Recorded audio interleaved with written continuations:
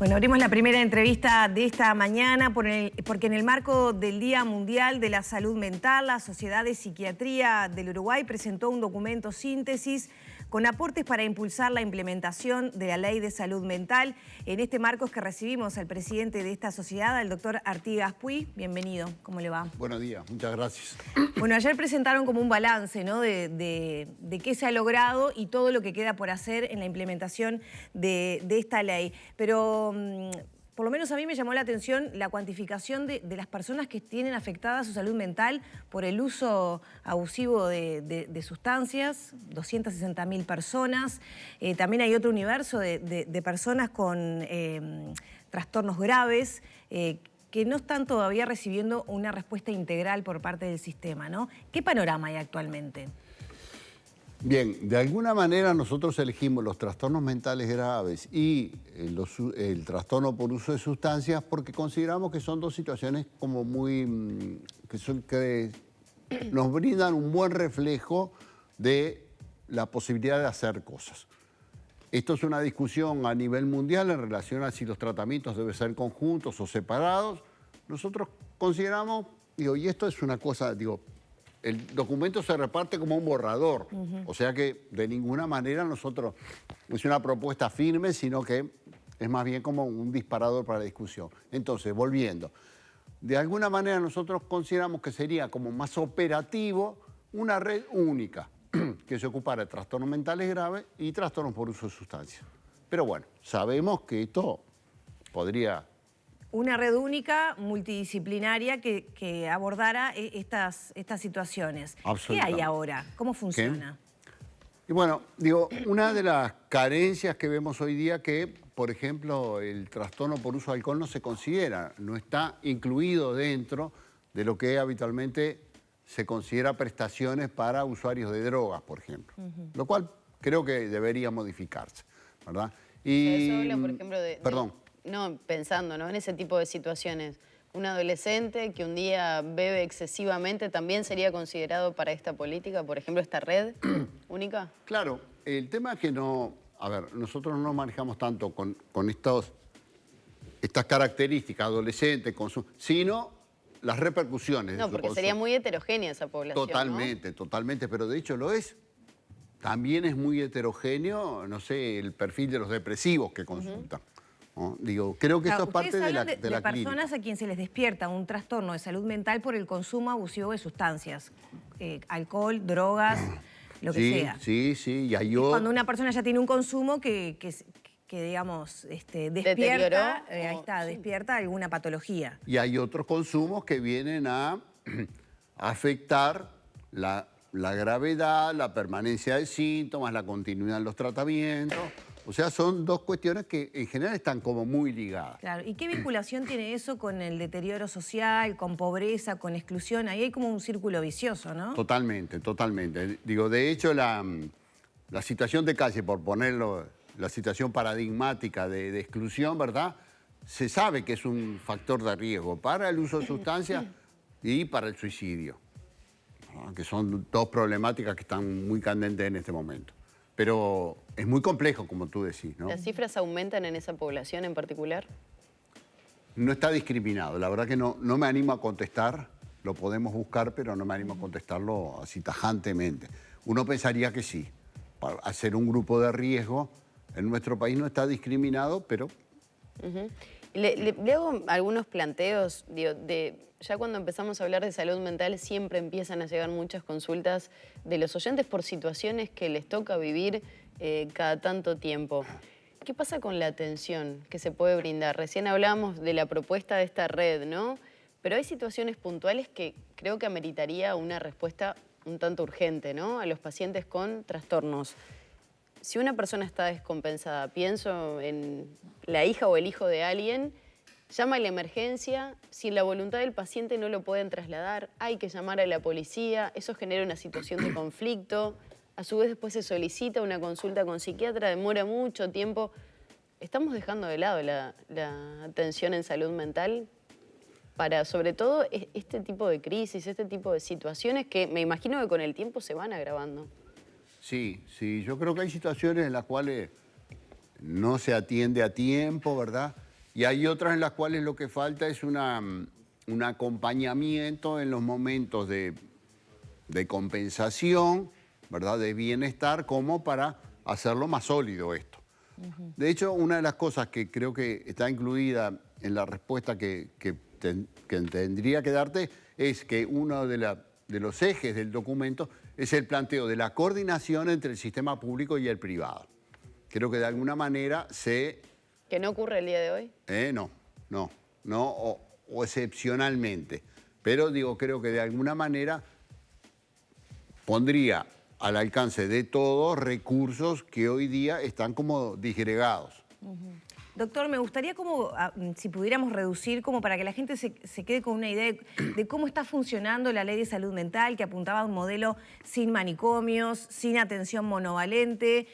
¿Se ha podido avanzar en algo? Porque es un tema muy complejo, ¿no? Tenemos que hablar de prevención, tenemos que hablar de abordaje cuando, bueno, la persona ya tiene un cierto desequilibrio y ahí hay un abanico inmenso. Tenemos que hablar de las personas que están afectadas por el consumo de sustancias en este círculo vicioso que usted mencionaba, y también las patologías graves, ¿no? Los trastornos graves, como puede ser la esquizofrenia, que tampoco es menor, ¿no? Hay un 1% de la población que vive en esta situación.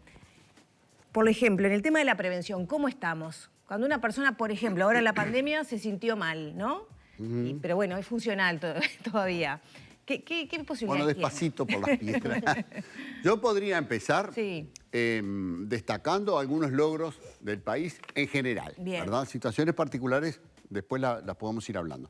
Pero Uruguay ha firmado compromisos internacionales tratando de transformar la situación, ¿verdad? Se han dado múltiples pasos progresivos, el Sistema Nacional Integrado de Salud, las prestaciones en salud mental, la Ley de Salud Mental y la Ordenanza Ministerial 1488, ¿verdad? Eso son pasos.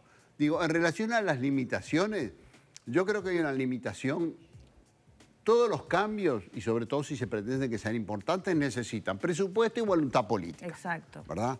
Yo no voy a hablar acá de las carencias presupuestales de este momento, porque además están en la calle, ¿verdad? De hecho, quizá lo de la universidad sea lo más notorio, pero hay carencias presupuestales fuertes, ¿verdad? Y bueno, tratamos de promover la voluntad política entendida no como voluntad de los políticos, sino como una voluntad de la sociedad en lograr cambios, ¿verdad? Nosotros planteamos en el documento que hay 3 motivos para invertir. Uno es estrictamente lo que tiene que ver con salud pública en general. Algo que tiene que ver con derechos humanos y algo que tiene que ver con el desarrollo socioeconómico. Porque las enfermedades mentales han pasado a ser un factor de primer orden en los días perdidos, ¿no? Sí, afecta a la productividad de la población. Ahí está, como condicionante de discapacidades, ¿tá?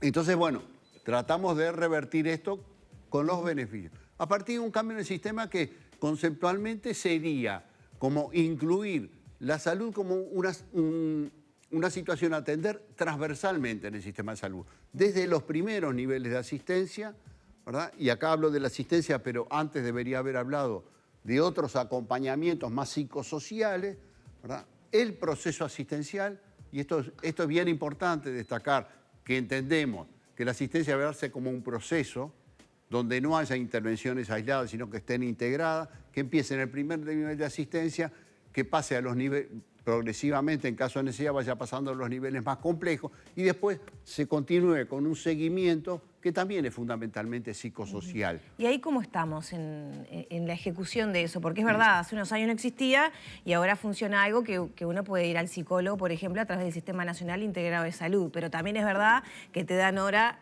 de acá a 3 meses, de que el abordaje es de 6 meses, cuando todos sabemos que de 6 meses de una terapia no alcanza para mucho. Si uno va privado, por lo menos 1 año va, ¿no? Salvo algún abordaje puntual. puntual. Tiene derivaciones a un psiquiatra después de la evaluación psicológica, es lo que le planteaba hoy. 2 meses más o 3 más allá, que debería darse dentro de los 30 días, pero no se cumple. Sí, creo que acá un poco está el contenido del documento.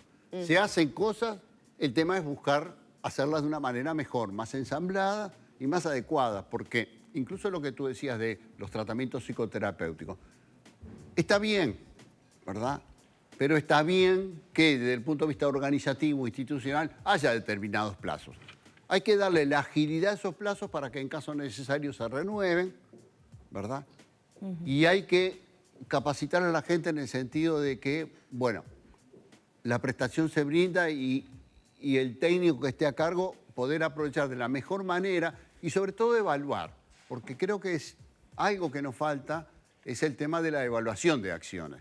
Entonces, a partir de las evaluaciones sistemáticas y rigurosas, es que pueden mejorarse. Y ahí faltan entonces Y esas yo creo que evaluaciones. sí. Yo veo, por ejemplo, Puy, diferentes actores integrantes de este gobierno, de los anteriores, hablando de la importancia de la salud mental, pero siempre siento que es un tema que termina quedando de lado por todo esto mismo que hablábamos recién. Cuando hay que dar respuestas, no se tienen. ¿Qué pasa? Hay falta de voluntad, hay falta de recursos, hay falta de personal, hay falta de coordinación entre las instituciones. ¿Dónde está el problema? Para poder abordarlo y empezar a trabajar, no puede ser que 350 personas se hayan suicidado en lo que va del año, que 50 intentan realizarlo a diario y terminen ingresando a instituciones por eso. A mí particularmente me preocupa y veo que queda únicamente en redes sociales, en manifestaciones en medios de comunicación, pero no veo un abordaje sincero del tema. Perdón. Es muy penoso lo que pasa, sí, en muchos aspectos. Entiendo totalmente la preocupación tuya, que no es tuya, en realidad tú lo que estás haciendo es transmitir. Ahora, creo que el tema de la salud mental, desde el punto de vista de la opinión pública, es un tema que sensibiliza altamente, por lo cual es fácil utilizarlo. Ahora, la instrumentación de medidas ya no es tan fácil. Y en ese sentido, nosotros una de las cosas que rescatamos de la ley de salud mental es la necesidad de trabajar interdisciplinariamente y la coordinación interinstitucional. Porque la vida moderna se va complejizando, entonces los temas de salud mental no son pura y exclusivamente cuestión médica, sino que cada vez los factores sociales, educativos inciden más, los factores hasta de vida. Claro. Algo tiene que ver con la pandemia que tú mencionabas. Pero hay una cuestión que se puede medir con el aporte económico y lo que significa para el país la pérdida de productividad justamente Totalmente. por estas afecciones. Pero aunque no se pueda medir en el país, hay datos internacionales que son contundentes. Doctor, justo que hablábamos de esto de la sensibilidad, nos llegaba un testimonio, nos indican desde producción, de una mujer que hace meses que está esperando atención, creo que ya un año, en la policlínica del Hospital Maciel, que tiene un hermano alcohólico, el otro con otra patología, y se termina enfermando ella, ¿no? de esa situación. ¿El sistema está dando respuesta a situaciones como esta que no son tan raras, ¿no? O sea, son más comunes Claro. el desgaste de todos, ¿no? Tal cual la planteas tú, es innegable que no hay una respuesta. Ahora, habría que conocer los detalles. Quizá la enfermedad de la señora impidió que pudiera ir un día, entonces ya eso se posterga. En fin, hay un montón de situaciones particulares, ¿verdad? Pero básicamente es cierto. Básicamente es cierto que estamos en una situación, digo, ayer en la conferencia, y hago un paréntesis, la profesora de psiquiatría pediátrica calificaba, ellos tienen relevamientos bastante sistemáticos de la situación, que estamos en una situación como de emergencia a nivel de salud mental infantil y del adolescente. Y bueno, yo creo que a nivel de adultos pasa un poco de lo mismo. Hay situaciones que son realmente muy graves. ¿Hay recursos como para afrontar una situación de emergencia en salud mental?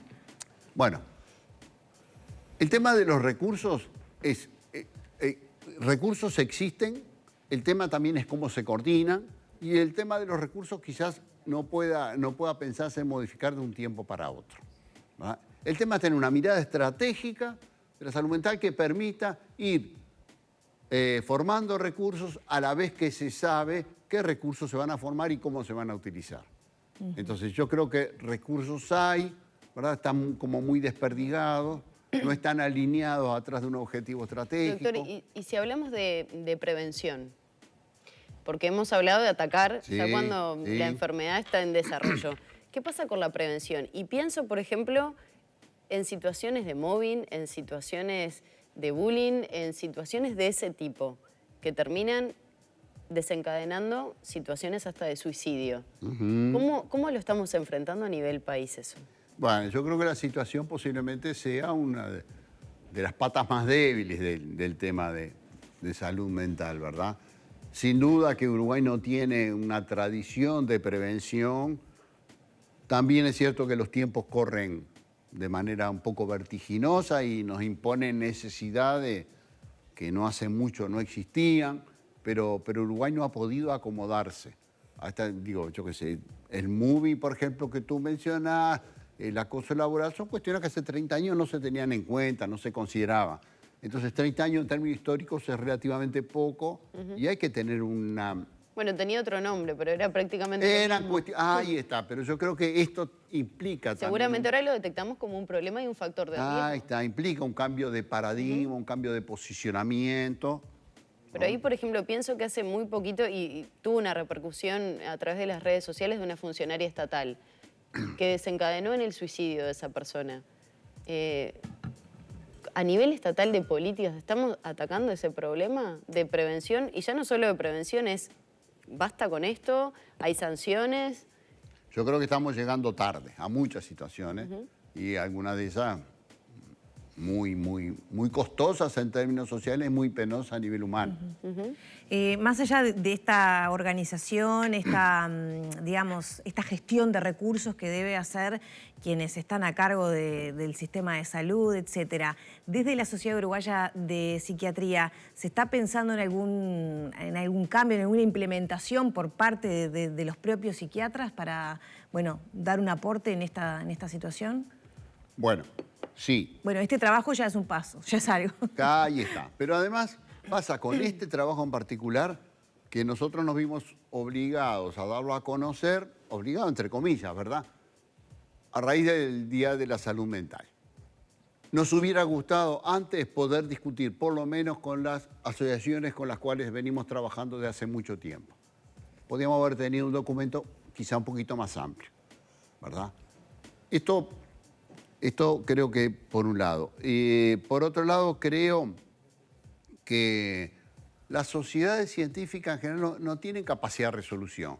Tienen posibilidad de generar corrientes de opinión, masa crítica, de intervenir en intercambio. Y eso la sociedad ha estado. Ha estado permanentemente. Una de las cosas que decíamos ayer en la conferencia de prensa, que la sociedad el año próximo cumple 100 años, y no han sido 100 años de existencia, han sido 100 años de actividad. Y en la evolución de la salud mental en el país, la presencia de la Sociedad de Psiquiatría ha sido una constante. Y en cuanto a la capacitación, hacia lo que es la capacitación para los colegas, es una de las tareas prioritarias para la sociedad y siempre estamos en eso. Doctor, me gustaría, abordar la parte del fin de los manicomios, ¿no?, que está prevista en la Ley de Salud Mental. Es un reclamo de los pacientes y el otro día en el marco de la marcha tuve posibilidad de conversar con algunos de ellos y claro, mencionaban la situación de que el modelo actual realmente está agotado, ¿no?, porque aísla a la persona, la obliga a abordajes sin pedirle su opinión, que creo que todo el mundo tiene el derecho de opinar sobre sí mismo, aunque esté en una situación complicada de salud. Y después, claro, termina el tratamiento, te vas a la calle y, bueno, vengo de estar aislado no sé cuánto tiempo, empastillado. Con un tema de salud mental. Y tengo que encarar como un ser humano adaptado y no lo soy, no lo puedo ser. ¿En qué estamos en esa situación? Y muchas veces esto que tú decís de que se va a la calle es literal, pues son pacientes que no tienen apoyo. Entonces, tomando esto como ejemplo para después traspolarlo, digamos, es una omisión, ¿verdad?, que tiene que ver tanto con la lógica manicomial de la institución como con los recursos que hay afuera de la institución. ¿No? Por eso la complejidad del tema. Un lugar de medio camino sería. ¿Cómo? Un lugar de medio Ahí camino. está. Que de hecho había una de las enfermeras del Vilar de Bo, me parece que había generado un espacio un tanto así. Pero no es lo más frecuente. Claro, si no tenés una familia que te contenga, un círculo cercano que te abrace un poco en esa transición. No son un recurso accesible por una relación mi pregunta numérica. es, el país tenía una ruta marcada en el marco de la Ley de Salud Mental. ¿Qué ha pasado con eso? Y se ha enlentecido. De hecho, el cierre de los hospitales monovalentes, el director de ACE, ¿verdad?, ya anunció que no se va a hacer en el 2025. Bueno, eso tendría que preguntarle a él, ¿verdad? Pero está anunciado oficialmente, lo ha dicho más de una vez. Nosotros pensamos que por un lado están las instituciones de asistencia y por otro lado está la lógica que se maneja en algunas instituciones, ¿verdad? Hay instituciones cuya lógica necesariamente llega a ser de aislamiento. Entonces, bueno, si no podemos romper las instituciones ediliciamente, digamos, tratemos de generar cambios en ese sentido, ¿verdad? Y bueno, yo creo que las casas de medio cambiaron, de alguna manera tienden a eso, pero claro, una manera insuficiente. El enlentecimiento de la aplicación de la ley, ¿a partir de cuándo se da? En realidad se aprobó y después... Yo creo que es desde el vamos, porque se aprobó en un periodo final de un gobierno, ¿verdad? Desde el año 2017. 2017, ¿no? Sí, 2017, está bien. Sobre el final de un periodo de gobierno donde no hubo un presupuesto, ¿verdad? Que no dieron los tiempos legislativos como para... Y bueno, y después la situación no cambió después del cambio de gobierno. Doctor, muchas gracias por estos minutos. No, gracias a ustedes. Mientras conversábamos llegaron infinidad de mensajes de todo tipo, sobre todo algunos con situaciones muy complicadas que están atravesando las personas. Y ahí habla de la necesidad de hablar de estos temas y de dar respuestas, ¿no? Bien, muchas gracias. Muchas gracias. Cerramos por aquí la charla, ya son las 9 de la mañana, 25 minutos.